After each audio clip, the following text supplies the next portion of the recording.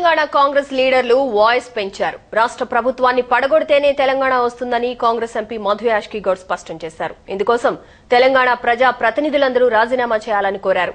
తెలంగాణ రాష్ట్రం ఏర్పడితే పనిమాలిన డిప్యూటీ పదవులు కాకుండా కీలకమైన పదవులు దక్కుతాయని అన్నారు. లేక రాజీనామాలతోటి గతంలో కేంద్ర మంత్రి పదవికి రాజీనామా చేస్తేనే రాష్ట్రం ఏర్పడలే, 5 ఎంపీలు చేస్తే కూడా రాష్ట్రం ఏర్పడలే, 12 మంది శాసనసభ్యులు చేస్తే కూడా రాష్ట్రం ఏర్పడలే.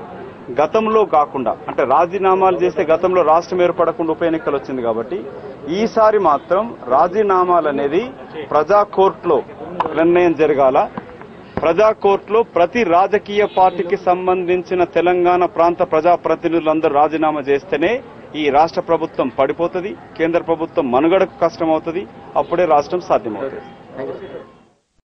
Ruchulu.com Making of Andhra recipes. Recipe videos in Telugu for all varieties of veg, non-veg, baking snacks and desserts. Please visit Ruchulu.com.